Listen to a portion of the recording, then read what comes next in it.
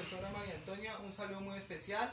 Mi grupo está conformado por la compañera Licen Natalia Carrillo y Cristian Lugo Vázquez. En el siguiente video vamos a hablar sobre el corazón en las especies bovinas, equinas, porcinas y caninas. Vamos a hacer una definición de dónde se encuentra y su estructura anatómica y hablar de sus compartimientos, funciones y entre otras cosas. El corazón es un órgano con paredes musculares, hueco, de forma cónica y posee 4 compartimientos. Es el componente central del sistema circulatorio, actuando como una bomba implemente y aspirante del torrente sanguíneo. Se localiza en la caja torácica y, para ser más preciso, en el mediastino medio ventral, con orientación oblicua en carnívoros, de forma vertical en ungulados, y se halla revestido por un saco seroso de doble pared llamado pericardio.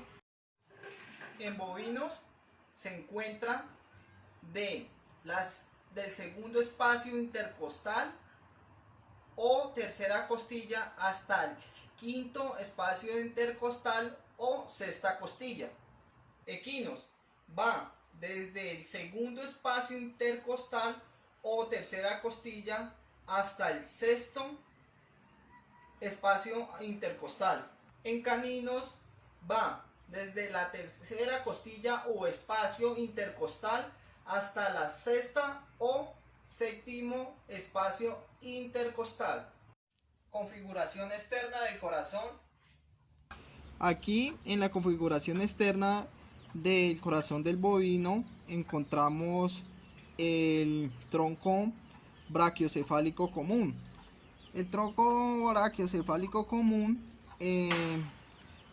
da origen a varias ramificaciones, como es la arteria subclavia izquierda y derecha.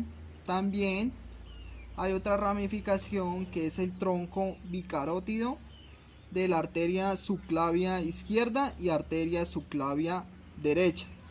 Seguido encontramos el tronco pulmonar, que es la arteria la cual la sangre pasa por el ventrículo derecho a los pulmones para ser oxigenada a través de la barrera alveolocapilar. Este proceso es conocido como hematosis. También encontramos la aurícula izquierda, que esta es la encargada, o atrio izquierdo, que es el encargado de recibir la sangre proveniente de los pulmones rica en oxígeno. También encontramos un surco longitudinal izquierdo que me separa el ventrículo derecho del ventrículo izquierdo. Seguido sigue el borde craneal. Seguido encontramos el epicardio, que es la capa más externa que me cubre el corazón y envuelve las raíces de los vasos sanguíneos y lo adhiere además a la pared del corazón con un saco protector. También aquí se encuentra el ventrículo izquierdo, es el que impulsa la sangre hacia la aorta, la cual esta aorta me lleva la sangre a la mayor parte del cuerpo. Acá en la parte inferior se encuentra el vértice. Este vértice se es más visible en la parte de la vista lateral izquierda. Y por último vemos el borde caudal. En esta siguiente imagen vemos una vista lateral derecha de la conformación externa del corazón. Principalmente en la parte superior encontramos la aurícula izquierda, que es la encargada de recibir la sangre rica en oxígeno que proviene de los pulmones. En la siguiente encontramos el surco coronario. También encontramos el surco longitudinal derecho. Encontramos el ventrículo izquierdo, que es el encargado de expulsar la sangre rica en oxígeno hacia los miembros posteriores y órganos. Encontramos el borde caudal, el vértice, el ventrículo derecho, que es el encargado de expulsar la sangre sin oxígeno mediante la arteria pulmonar hacia los pulmones. Encontramos el borde craneal. Encontramos los orificios de la vena cava caudal y el orificio de las venas pulmonares. El borde de las aurículas es liso. El tercio distal del borde craneal está representado por el ventrículo izquierdo. La grasa localizada entre los surcos coronarios y los surcos interventriculares es de color amarillenta y consistente, pastosa al tacto. En la región del callado aórtico se desprende el tronco brachiocefálico y a su vez se ramifica el tronco bicarótido, que se bifurca en las arterias carótidas comunes y en las arterias subclavia derecha y izquierda. El borde de las aurículas tiene un contorno fenosteado. Se aprecia un surco denominado intermedio o caudal, que se extiende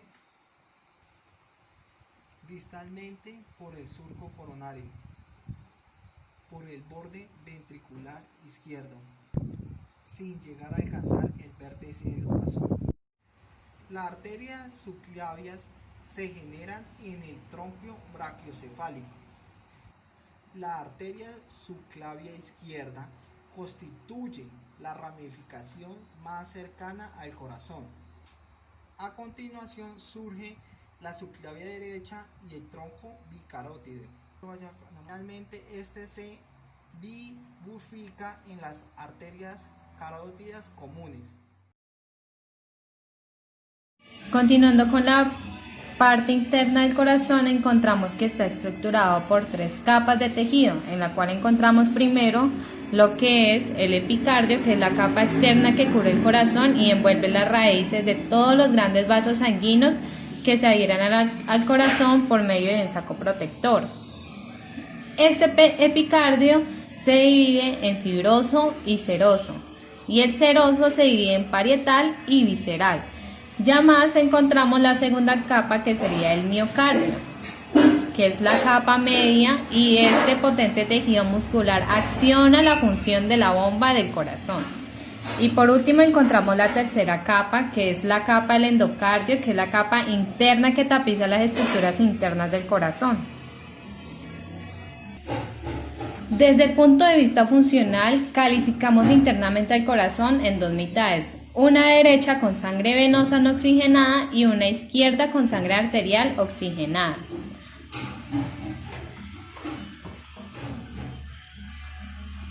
La separación de estas dos se produce por la presencia de 2 septos o 2 tabiques, es uno interarterial y uno interventricular. Bueno, respecto, por ejemplo, a nuestro corte, el tabique intraventricular vendría de esta manera, por lo cual lo podemos ver reflejado en esta manchita. Siguiendo con las estructuras internas del corazón, encontramos que tiene 2 aurículas. Tiene una izquierda y una parte derecha. Estas 2 aurículas son cámaras superiores del corazón. La aurícula izquierda recibe la sangre oxigenada desde los pulmones y la aurícula derecha recibe la sangre desoxigenada que regresa desde otras partes del cuerpo. Las aurículas podemos mirarlas aquí, en esta porción. En la parte de la aurícula derecha lo que nosotros podemos llegar a observar es la porción lisa, los músculos pectíneos, cuerdas tendinosas, el músculo papilar, la válvula de la tricúspide y encontramos también la válvula pulmonar, que la podemos ver en esa porción.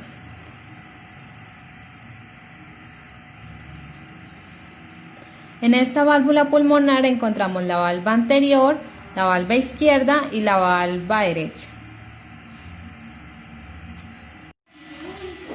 En la parte de la válvula, de estas valvas, encontramos que impiden que retorne la sangre del conducto pulmonar al ventrículo.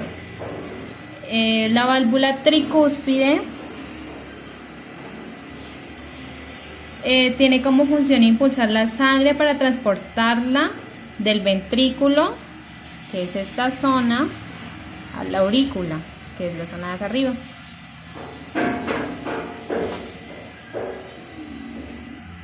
En esta porción del ventrículo nosotros podemos encontrar de que por estos viene la sangre con oxígeno y sube hasta la arteria pulmonar.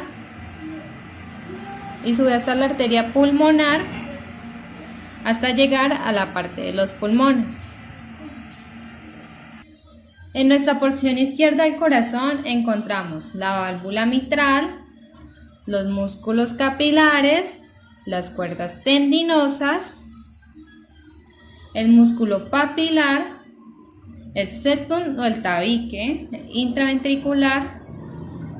Encontramos también lo que son los osteocoronarios. Encontramos también el músculo pectiforme de la orejuela izquierda. Encontramos el músculo capilar de primer orden. Hay que recordar que hay dos válvulas atrioventriculares ubicadas entre la aurícula y el ventrículo de cada uno de los dos lados, y que cada una de estas tiene una función diferente. En el caso de la válvula mitral, en el lado izquierdo tiene dos válvulas, ¿sí? dos. Encontramos la tricúspide, que está en el lado derecho y tiene 3 valvas, ya mostradas anteriormente. La válvula pulmonar, que maneja el flujo de la sangre que sale del ventrículo derecho por el tronco pulmonar hacia las arterias que quedan en esta zona. Y la válvula sigmoidea aórtica, que es la válvula aórtica que maneja el flujo de la sangre del ventrículo izquierdo a la aorta. Las 4 válvulas regulan y mantienen el flujo de la sangre por el corazón hacia afuera del mismo. La sangre solo puede fluir dentro del mismo sentido. ¿Cómo así? Es decir, que la sangre mantiene un fluido como un automóvil que debe continuar siempre en movimiento. De esta forma. Cada una de estas válvulas está formada por un grupo de pliegues o valvas que abren y cierran mientras el corazón se contrae y se dilata.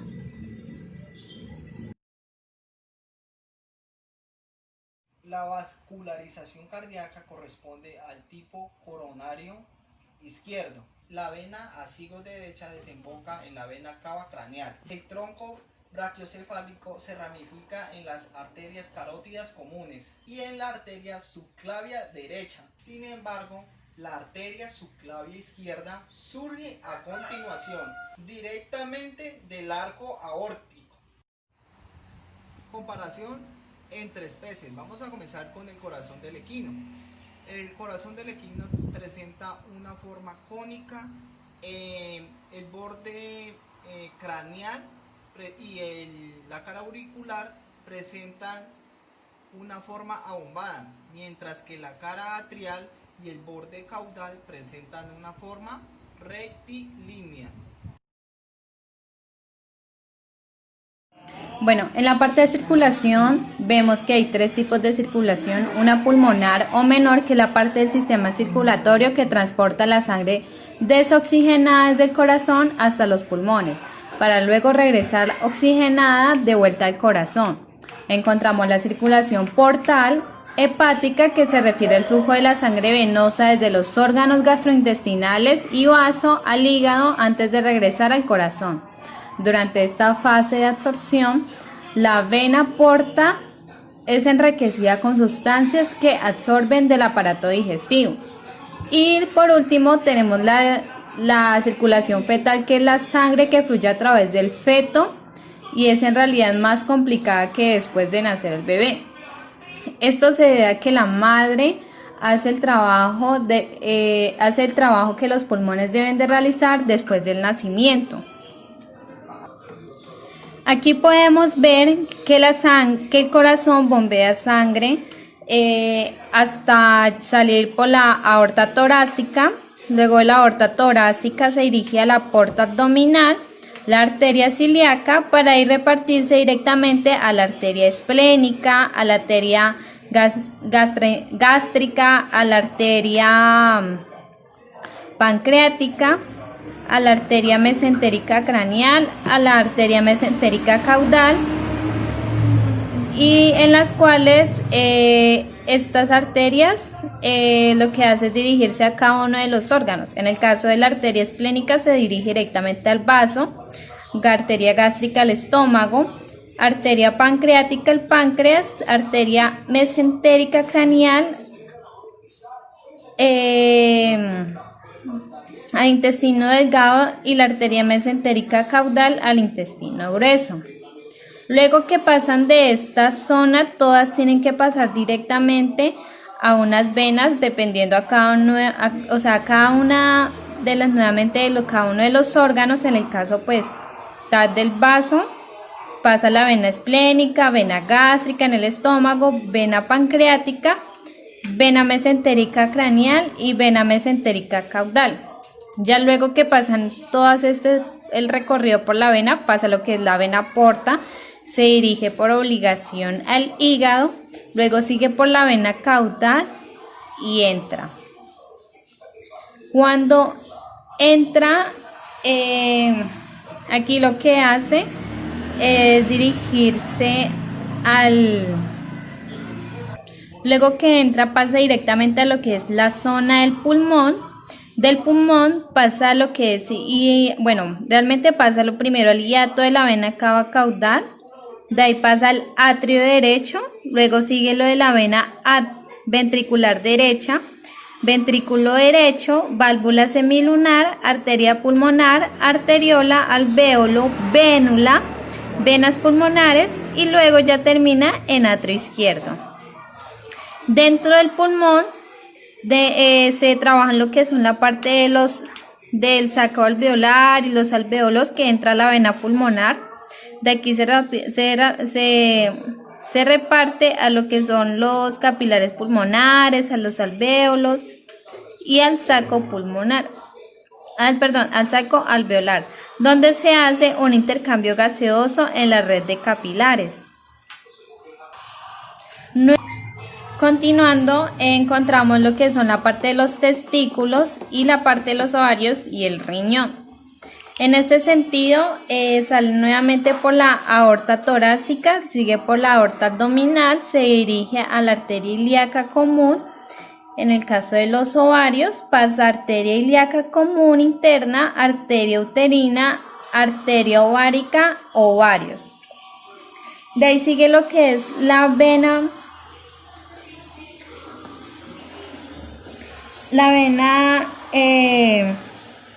interlobular, la vena riciforme, de ahí sigue la vena arteriovulvar, la vena renal y la vena cava.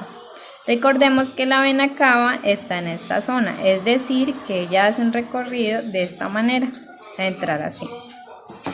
En la parte de los testículos es arteria ilíaca común, arteria ilíaca externa, arteria ilíaca epigástrica, pero entonces en la arteria ilíaca externa tenemos la arteria femoral, arteria pudenda, el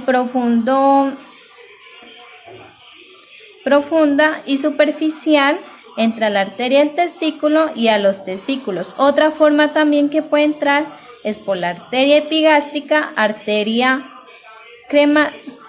cremastérica, arteria testicular, testículos, y luego ya sigue por medio de estas dos formas, pasa por la misma parte. Vena interlobular, vena arciforme, vena arteriovulvar, vena renal y vena caudal. En el caso del riñón podemos ver que pasa directamente en nuestra parte del riñón. Nosotros podemos ver que sale por la vena, por la puerta abdominal, llega a la arteria renal, de ahí sigue a la arteria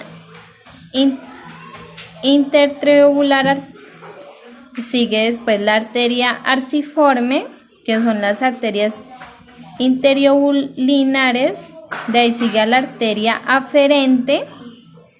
La arteria aferente sigue lo que es la arteria, la vena interlobular, de ahí sigue vena arciforme, vena arteriovular, vena renal y vena cava caudal. En la parte de circulación fetal tenemos que tener en cuenta dos cosas, y es que las arterias umbilicales llevan sangre desoxigenada del feto a la madre, y la vena umbilical lleva sangre oxigenada desde la madre al feto. Entonces, en la circulación fetal, lo que se hace es que cuando se tiene sangre oxigenada que atraviesa pues la placenta, pasa lo que es la vena umbilical. Después de la vena umbilical se hace una circulación hepática en el hígado. De aquí pasa lo que es el conducto venoso, donde es llevada la sangre desde la vena umbilical hasta la parte de la vena cava inferior, donde se mezcla con la sangre que retorna de la parte inferior abdominal del feto. En la vena cava inferior se desemboca a la aurícula derecha, a esta parte, la aurícula derecha, donde se hace una eyección preferencial, es decir, que no se mezcla la sangre de la vena cava superior con la vena cava inferior. De aquí pasa a la aurícula izquierda, al ventrículo izquierdo,